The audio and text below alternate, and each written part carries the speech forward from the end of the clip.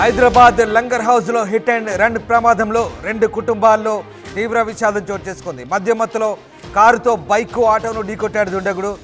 2 నవదంపతులు మృతి చెందారు, 4 గాయాలయ్యాయి. బైక్ పై వెళ్తున్న భార్యాభర్తలు మోనా దినేష్ అక్కడే మృతి చెందారు. మృతురాలు మోనా గర్భవతిగా చెప్తున్నారు. 2 మృతదేహాలు కూడా ఉస్మానియా మార్చురికి తరలించారు. హాస్పిటల్లో చికిత్స పొందుతున్నారు క్షతగాత్రులు.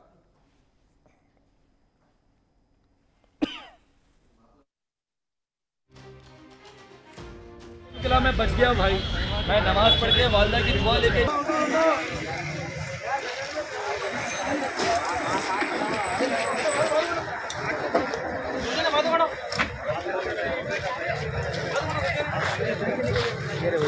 सामने का मिला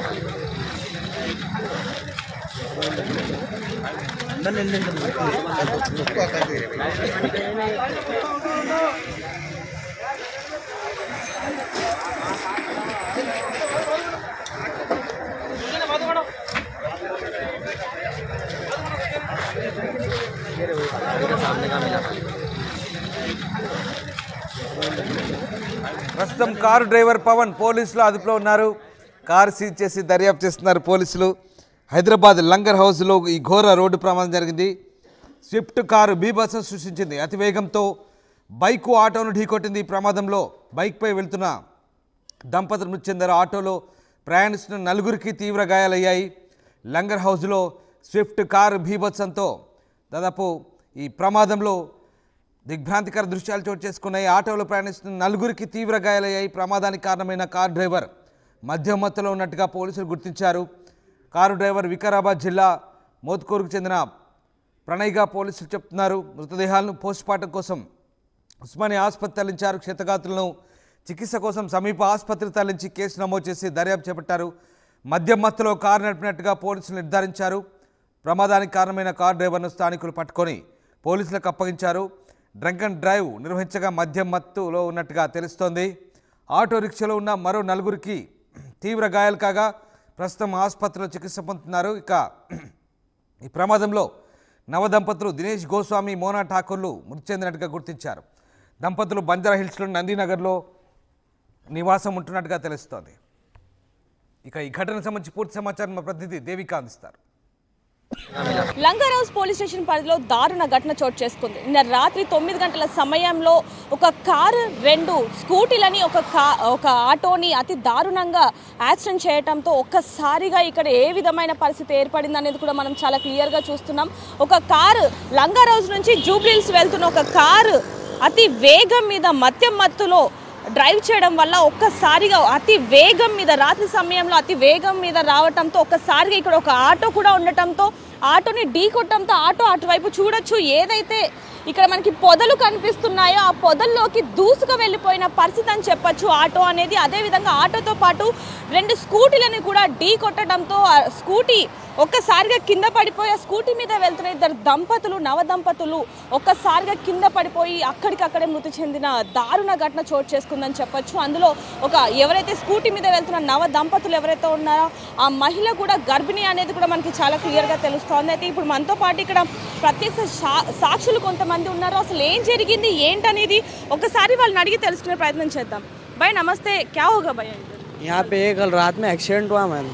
वो स्विफ्ट वाला था, पीले का था शायद, उन्हें 110 की स्पीड में मार लेते जा रहा था। जुपिटर गाड़ी थी, फैमिली जा रही थी, उन्होंने वाइफ थे उनके, उन्होंने थे लेडीज तो स्पॉट में मर गई, टायर के नीचे आ गए। प्रेग्नेंट है सो नहीं मालूम बाजी, लेकिन स्पॉट पे टायर के नीचे आके मर गई लेडीज़। जेंट्स से उनको आधा घंटा टाइम था, आधा घंटा पुलिस वालों को फ़ोन कर गए थे, भैया अल्लाह यहाँ ठहरे हुए थे। सो पुलिस वाले आए नहीं, एम्बुलेंस आई नहीं, 108 पे भी फ़ोन मार, पुलिस वाला भी नहीं आया, कोई भी नहीं है। रात में मैं खुद 11 बजे आके देखा तो पुलिस वाले आके गाड़ी को देख रहे थे। कितने टाइम में हुआ भैया? ये रात के टाइम में हुआ मैम, 8:30-9 बजे के दरमियान हुआ कुछ। वो उन्हें आदमी पीले का था, लेडीज़ को मार दिया, स्पॉट पे मर गई लेडीज़। आदमी बच सकता था, यहाँ आधा घंटा रुके। एक ऑटो को उन्हें मारा, मारते कि उन्हें कचरे में गिर गया। हाँ, इधर से फट गया उसको भी पूरा फेस कर से। वो 2 जने तो मर गए। ऑटो में कितने लोग हैं भैया? ऑटो में अकेला था ऑटो वाला, मारते कि उन्हें कोने में गिर गया। पैसेंजर कुछ भी नहीं था उसमें। 2 जने तो स्पॉट मर गए, एक जना जख्मी था उसमें बस।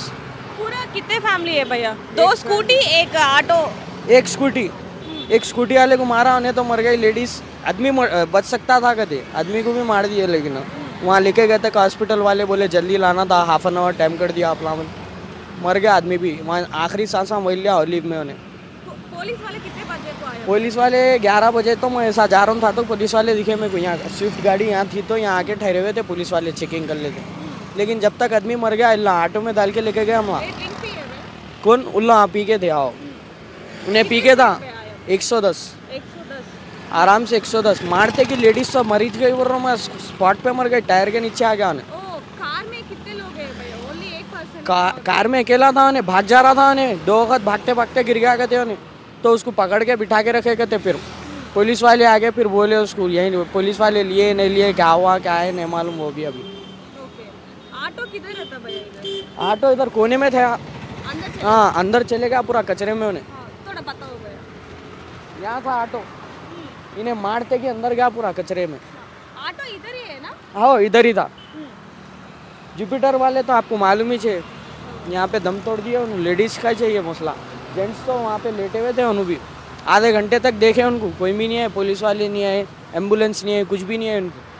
फोन करा भैया, एक्सीडेंट हुआ? एक्सीडेंट हुए जब फ़ोन करे पूरे, कोई भी नहीं आया। लेकिन भैया अकेला था ठहरे हुआ, वो अभी एक जना था यहाँ मास्क पहनने के से रुके थे कहते उन्होंने अकेले थे बस।